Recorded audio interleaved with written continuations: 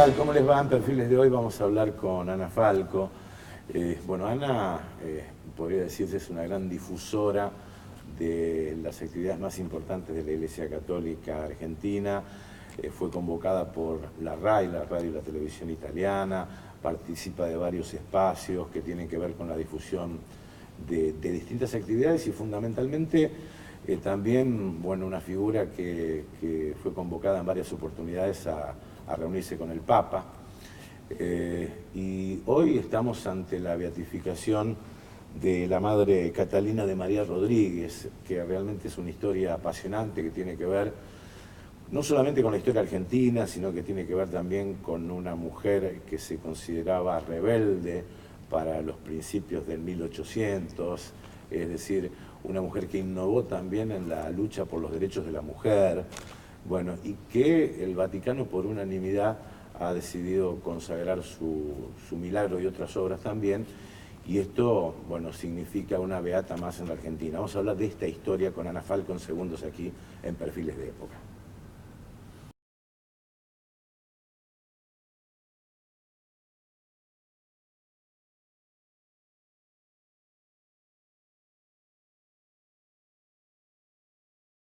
¿Qué tal? ¿Cómo te va, Ana? ¿Qué tal, Guillermo? ¿Cómo estás? Bien, un gusto tenerte aquí. Gracias, igualmente. La verdad que lindo poder compartir historias de mujeres, historias de mujeres frente a un hombre, ¿no? Sí, Como en aquel momento vos presentabas a Catalina de María, ¿no?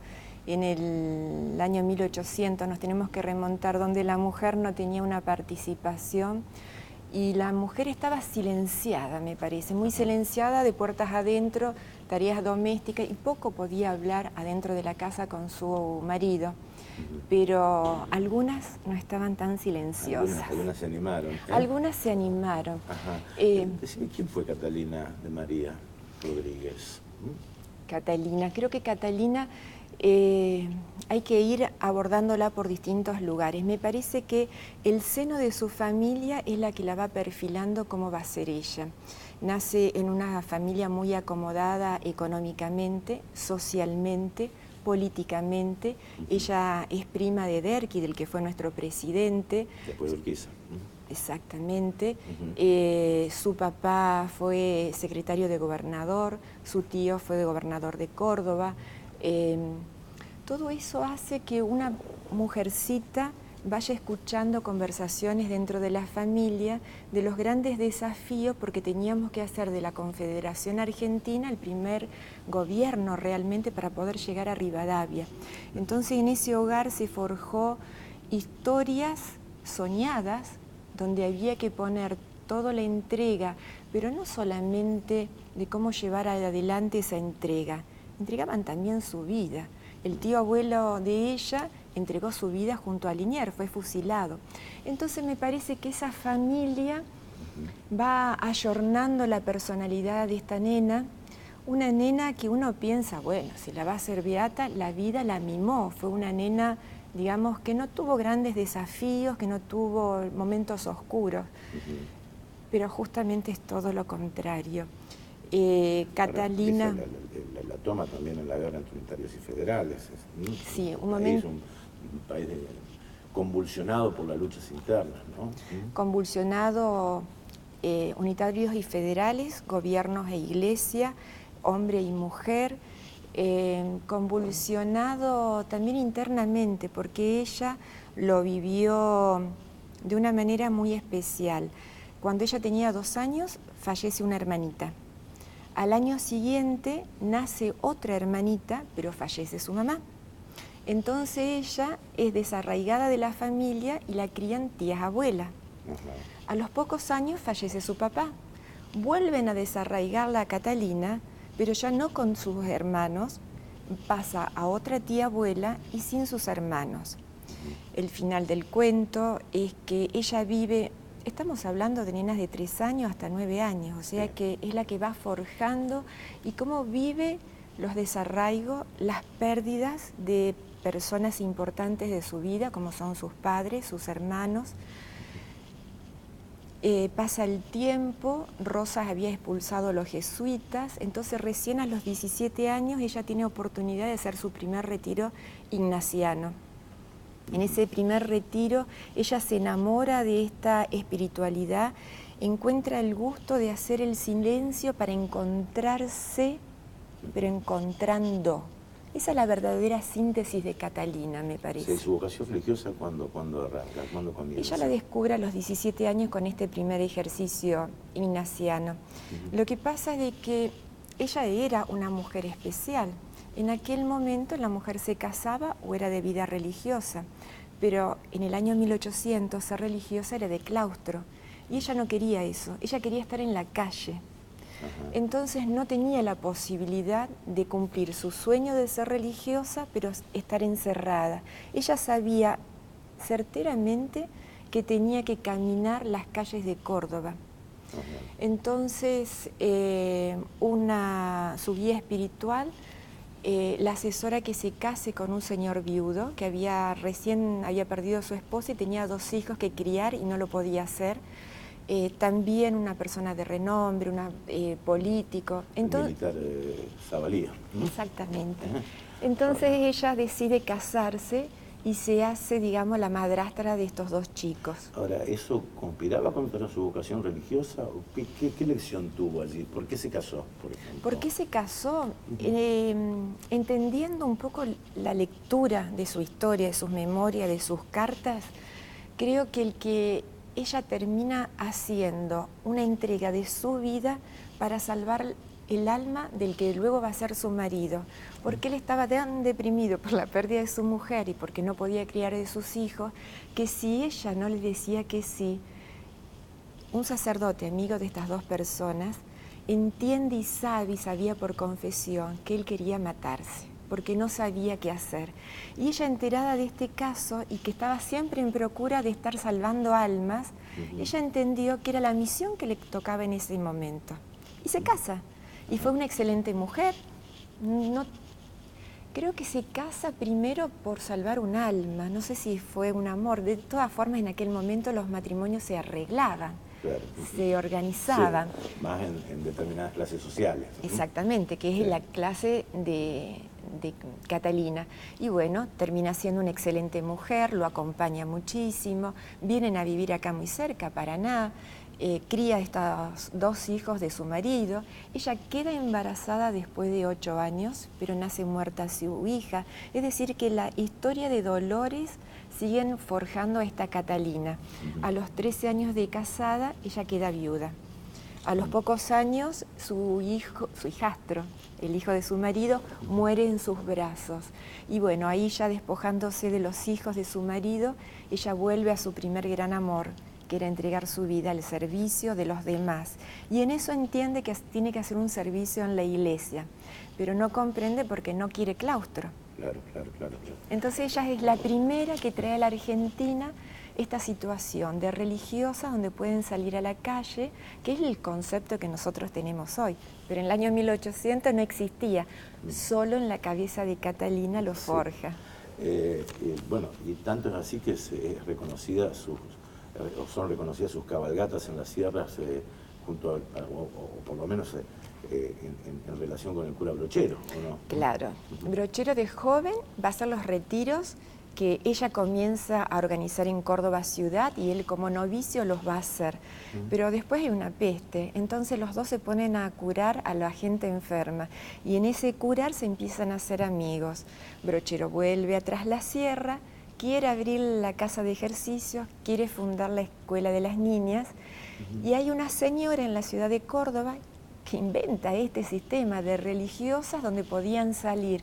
Entonces le manda una carta y le pide que tenga la bondad de enviarle niñas, como le dijo, y manda 16. Hacía solamente 5 años que había abierto la casa, todo tenían que hacer, permisos en Roma, o sea, no existía el fax, no teníamos los WhatsApp para acelerar los trámites, de ese sueño que ella tenía a forjarlo y llevarlo a la práctica. Es decir, que 5 años en aquel momento no era tanto. Brochero sabe que estas chicas eran muy jóvenes, que el camino era complicado, Catalina no lo conoce, entonces hay muchas anécdotas. Él manda caballos a la casa de Catalina para que las chicas practiquen, porque sabía que tenían que andar 4 días de Córdoba capital a Brochero tras la sierra para poder llegar. Entonces lo que hoy conocemos como el lugar de la Santa Casa de Ejercicios de Brochero, la Casa de las Niñas, es las jóvenes que mandó Catalina para hacer junto ese trabajo con Brochero. Es decir, que Brochero y Catalina, los dos en lugares distintos, los dos cordobeses, los dos del mismo momento histórico, trabajan para lo mismo. Y Ana, ¿podría considerarse que fue una pionera en la defensa de los derechos de la mujer en aquel momento?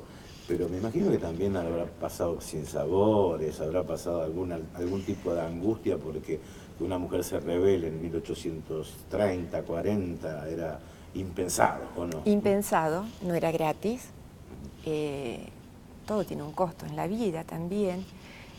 Pensemos que era una clase muy acomodada, la sobrina de un presidente, la hija de gobernadores, o sea, estamos hablando en un rango social, político y religioso, porque ellos apoyaban los jesuitas y estaban en el momento de Rosas, que habían sido expulsados, y apoyar algo de los jesuitas era hacerlo prohibido, y lo hace una mujer, donde tiene que discutir frente a lo político, una mujer que habla solo en lo privado.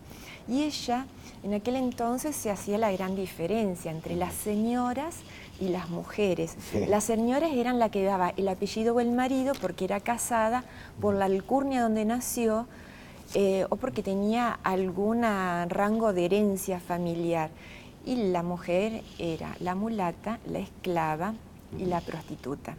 Entonces ella, tanto dolor en su vida, aprendió a mirar con dolor, pero saber que había que procesarlo porque la vida continúa. Y ella en el año 1800, que ni siquiera la iglesia, los sacerdotes, los jesuitas, presentaban un Dios duro, un Dios de rigor, propio de aquel momento. Ella descubre, mirá vos estarías Francisco, a un Dios misericordioso. Y ella habla de la misericordia de Dios. Y que esa misericordia no era solo para varones, que la salvación también tenía que ser para la mujer. Entonces ella va al rescate, pero no solamente en la catequesis. Ella pensó que el verdadero rescate era educarlas. Educarlas era saber las letras, que se puedan defender. Estamos hablando en los primeros años, donde las leyes las hacía la moral todavía y las buenas costumbres. Por ello entiende que la moral en una mujer iba a impermeabilizar un país y lo iba a sanear. Ella habla del sueño dorado. El sueño dorado de ella era organizar una casa, pero ella no era una mujer de escritorio, donde ella quiere que hagan tan cosas, tienen las esclavas, las mulatas, las hace trabajar del escritorio. Ella se desarregla, deja todo lo suyo, deja su apellido, cambia de nombre, para ir a una casa y las trae a vivir a las mujeres de la calle, las prostitutas, a las mulatas, las trae con ellas a vivir. No es que le da la labia y las convence de palabra. Ella tiene muy claro que para hacer un encuentro personal tienen que estar permeables todo el día con gente de otras formas de vivir. Vamos a hacer una pequeña pausa porque está muy interesante, muy apasionante esta historia, pero también dejamos pendiente algo. Bueno, que me cuentes qué es lo que pasó hace 20 años en Tucumán, que la ciencia no lo pudo explicar. Bien. Enseguida regresamos. Ana Falco con nosotros.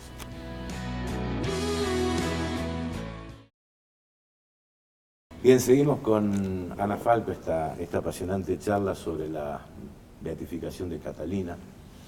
Y hay un capítulo que realmente es sorprendente y el que motiva una investigación del Vaticano, que fue lo que ocurrió hace 20 años en San Miguel de Tucumán. Sí. Bueno, contándonos qué pasó, ¿no? Las esclavas... ¿Qué relación tiene con Catalina? Catalina, ese sueño dorado lo logra hacer, pero no le bastó solamente Córdoba, sino que empieza a impregnar de los sueños catalinos en distintas provincias y llega a Tucumán con una casa Bueno, hace 20 años una docente se entera que su mamá tuvo muerte súbita, trata con una emergencia de salud, le hacen todo lo que el protocolo les dice a los médicos. Sofía Costa. Exactamente.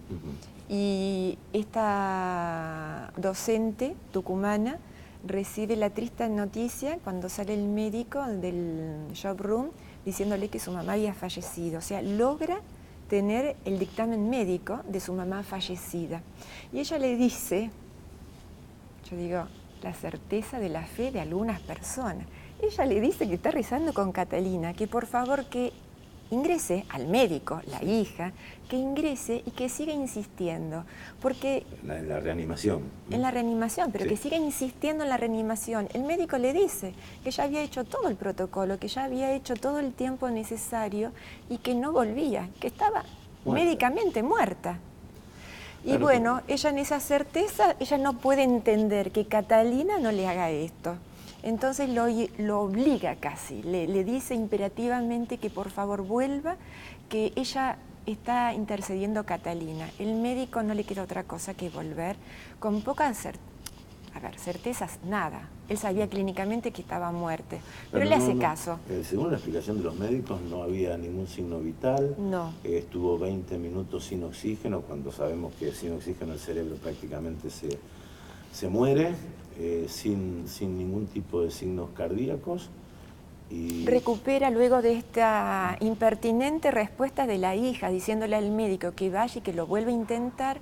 El médico lo hace y luego de seguir unos minutos más, logra ver que tiene un pequeño movimiento su aparatito. Y ahí le entra la duda, entonces continúa haciéndolo.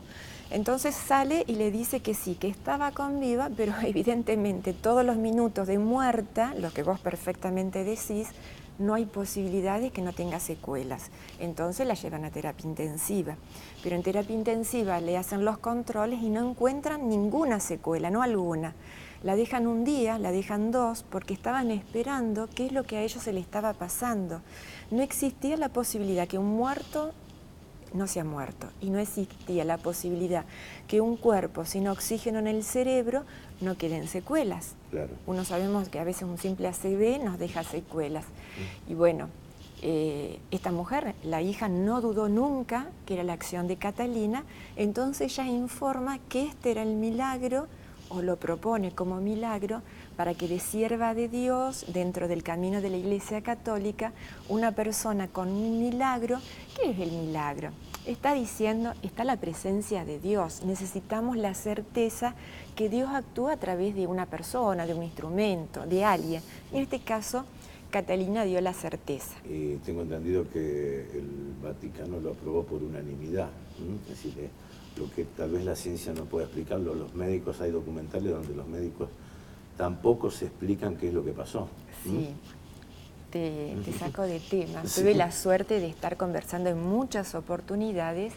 Brochero también necesitaba milagros para ser beatificado.